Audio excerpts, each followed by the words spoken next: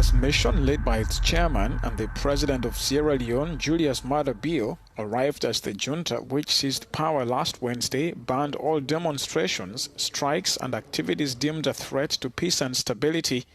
In a statement late Sunday, the military authorities also ordered public institutions and ministries to reopen. Soldiers seized power in the West African nation 3 days after a closely contested presidential race, which the two main contenders claim to have won. The political crisis in Guinea-Bissau has entered a new and uncertain phase as ECOWAS attempts to intervene in a standoff that has shaken the entire West African region. The tension in Bissau is thick, the atmosphere uneasy, and the stakes higher than they have been in years. The military takeover that triggered this crisis unfolded at a moment when the nation was waiting for the release of its presidential election results. Just before the announcement, soldiers moved in, claiming they were preventing a deliberate plot to rig the vote and plunge the country into chaos. They described their actions as a patriotic duty, insisting that powerful actors were preparing to steal the election, but opposition figures rejected these claims outright. In their view, the takeover was not a rescue mission. It was a power grab designed to predetermine the political future of the country. Against this backdrop, ECOWAS arrived with a clear objective: to assess the situation, pressure the junta, and push Guinea-Bissau back toward constitutional order. But from the moment their plane landed, the complexities became obvious. This was not going to be a simple negotiation. Even before the delegation arrived, the military had taken steps to tighten its grip on power. They announced an immediate ban on all forms of public protest, demonstration, and industrial action. Officially, this was framed as a security measure intended to prevent unrest during the ECOWAS visit. But many residents understood it differently. It felt like a calculated move to silence the population and prevent any form of visible dissent while regional leaders were in the country. The ban transformed the city's mood. Usually lively streets felt muted. Neighborhoods that normally buzz with political discussions grew quiet. Military patrols became a common sight, their presence reminding everyone of the risks of violating the new restrictions. People complied not out of agreement, but out of fear. This controlled environment formed the backdrop for the high-level discussions between ECOWAS officials and the military leadership. Inside the meeting rooms, the tone was serious from the start. ECOWAS representatives began by demanding a clear, short, and credible transitional timeline. They emphasized that military rule could not be normalized in West Africa, especially at a time when the region had seen a series of coups. They argued that Guinea-Bissau needed a swift return to constitutional governance, and that any delays would harm both the country and the region. But the junta remained firm.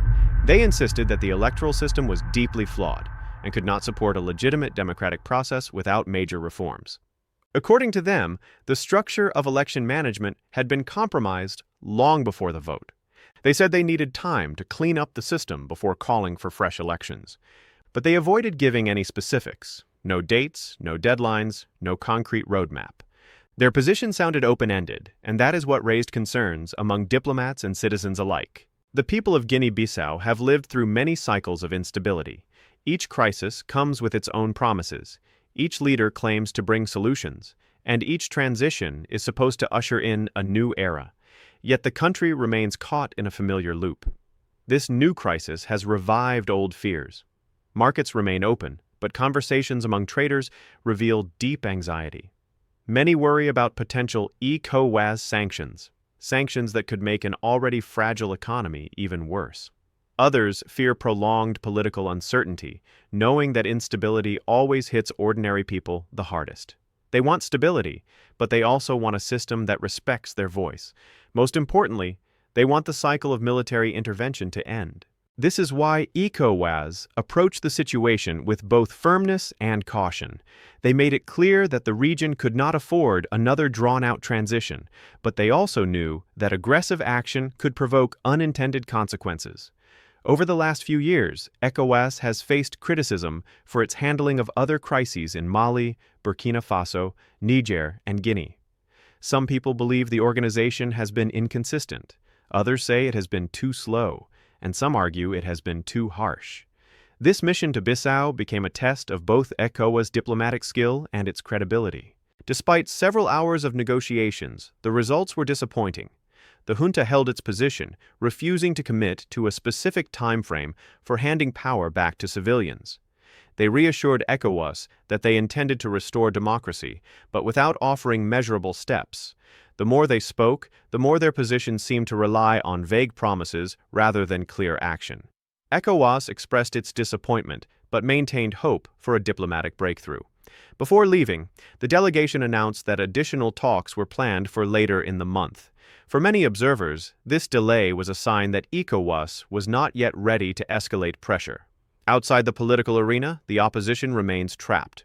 One prominent opposition figure, who claims he was leading the vote count before the military intervened, recorded a video message from hiding. He described the takeover as a fabricated coup, arguing that the generals acted out of fear of losing power. He insisted that he was the legitimate winner and called for international pressure to force the release of the election results. His message spread quickly across social media, but the ban on public gatherings prevented any organized reaction. Many of his supporters feel silenced and powerless, unable to demonstrate or demand transparency. Meanwhile, the junta continues to justify its actions with claims of electoral fraud. They have repeatedly said that they are collecting evidence to expose those who allegedly planned to manipulate the vote. Yet, they have not made any of this evidence public. This silence feeds speculation and deepens distrust. The people want clarity. Civil society organizations want access to information. International observers want transparency. But so far, answers are scarce, and accountability is uncertain. ECOWAS now faces a delicate challenge. On one side is the need to protect democratic norms in the region. On the other is the fear of destabilizing a country that has already suffered too much turbulence. Diplomats describe the current situation as one of the most sensitive political puzzles in West Africa. Every decision holds consequences, not just for Guinea-Bissau, but for the entire region. If ECOWAS applies sanctions, it may push the junta to defy regional pressure.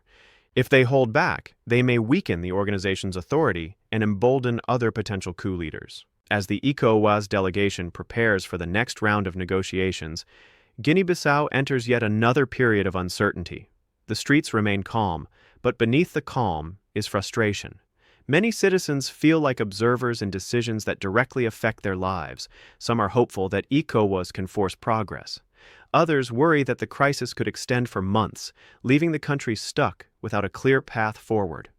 What happens next depends largely on three factors: the willingness of the military to compromise, the diplomatic strength of ECOWAS, and the resilience of Guinea-Bissau's political class. Will the junta loosen its grip and accept a strict transition plan?